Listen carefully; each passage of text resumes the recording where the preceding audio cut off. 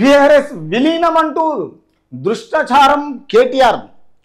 అంటే ఈ బీఆర్ఎస్ విలీనము భారతీయ జనతా పార్టీలో విలీనం చేయడానికి చాలా ఛానళ్ళు ఈరోజు యూట్యూబ్ ఛానల్ అయినా శాటిలైట్ ఛానల్ అయినా ప్రత్యేకంగా రవిప్రకాష్ గారికి తర్వాత ఆర్టీవీలో ఈ మధ్యన 48 అవర్స్ ముంగల ఈ ప్రచారము స్టార్ట్ చేసిండు.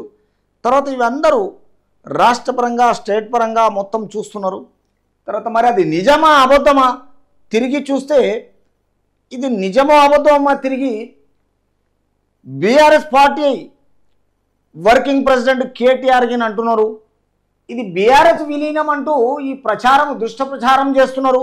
ఇది కరెక్ట్ కాదు, మేము చెప్పలేదు, మాకు తెలియదు అంటున్నారు. మరి వాళ్ళు మాత్రం తెలుస్తున్నారు. చట్ట ప్రకారము మరి ఎవరి మీద యాక్షన్ తీసుకుంటారు, ఎవరిది కరెక్టు ఎవరిది అబద్ధము, దీని మీద మరి ఇంత డైరెక్ట్గా లైవ్లో వచ్చేస్తున్నారు. మొత్తం ఏమంటున్నారు ఇక్కడ, మరో పార్టీ బీఆర్ఎస్ విలీనం అంటూ దుష్ప్రచారము చేయడము సరికాదని ఆ పార్టీ వర్కింగ్ ప్రెసిడెంట్ కేటీఆర్ అన్నారు. మరి ఇలా జరుగుతున్నదంటే డైరెక్ట్గా మరి మీకు ఉన్న భారతీయ జనతా పార్టీ తోటి ఎలాంటి లింక్స్ ఉన్నాయి, అసలు ఎందుకు చేస్తున్నారు? ఇది కవిత గారిని ఇడిపించుకోవాలని ప్లాన్ చేస్తున్నారా? ఇక్కడ అమెరికా రేవంత్ రెడ్డి పోవంగానే హరీష్ రావు కేటీఆర్ ఢిల్లీ పోవడం జరిగింది. మరి ఢిల్లీ నుంచి డ్రామా ఆడుతున్నారా, లేకపోతే హైదరాబాద్ నుంచి డ్రామా ఆడుతున్నారా, కేసీఆర్ మోడీ డ్రామా ఆడుతున్నారా?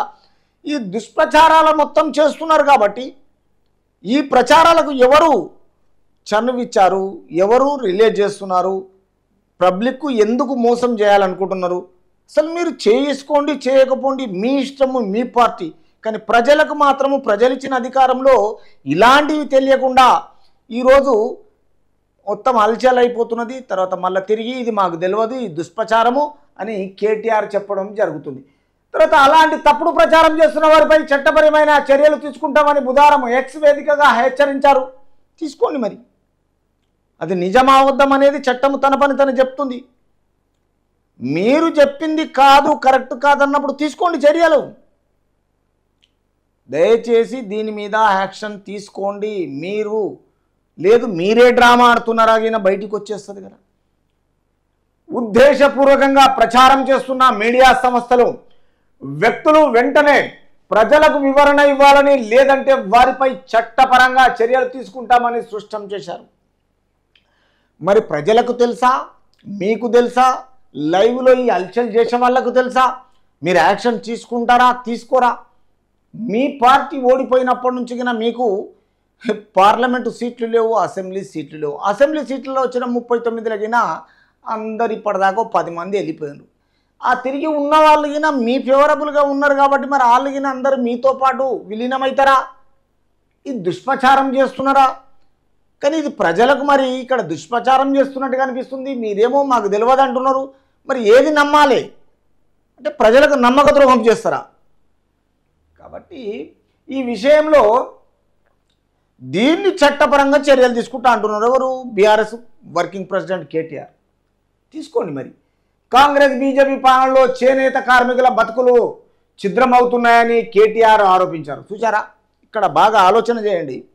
పార్టీ పరంగా నీవు వర్కింగ్ ప్రెసిడెంట్ కాబట్టి నీ పార్టీ పేరు మీద నిందలు ఎవరన్నా వేస్తే ఆ నిందల గురించి చట్ట ప్రకారంగా చర్యలు తీసుకుంటాము, పరువు నష్టం దావా వేస్తాము అని మాత్రమే చెప్పాలి తప్ప ఇందులో మళ్ళీ తీసుకొచ్చి కలగూర కంపినట్టు కలుపుతా ఉన్నాడు. ఏమంటున్నాడు?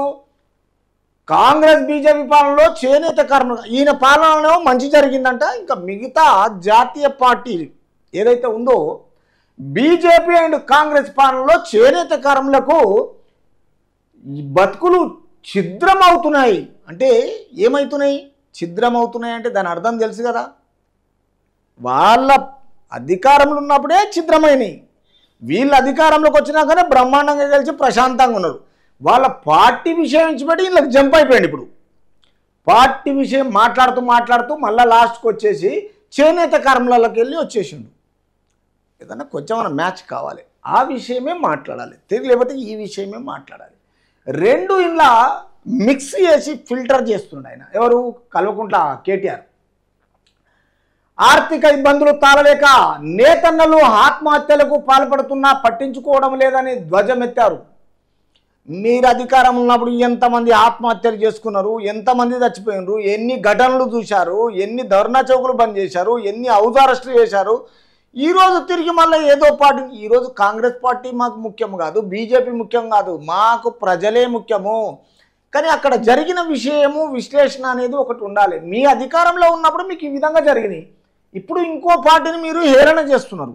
ఇప్పటిదాకా పార్టీ విషయంలోనో దుష్టాపచారం అంటున్నారు, దుష్ప్రచారం అంటున్నారు. ఇప్పుడు మళ్ళీ తిరిగి వచ్చేసి నేతన్నల గురించి, తర్వాత ఇక్కడ మా ఆత్మహత్యల గురించి వీళ్ళకి జంప్ అయిపోయారు మళ్ళీ. ఎందుకంటే మీకు ఫేవరబుల్ చేసుకోవడానికి, పార్టీ పరంగా ఎక్కడన్నా తిరగడానికి, అంటే మానవత్వ దృక్పథం చూపించడానికి. మీకు అది లేదని అందరికీ తెలుసు.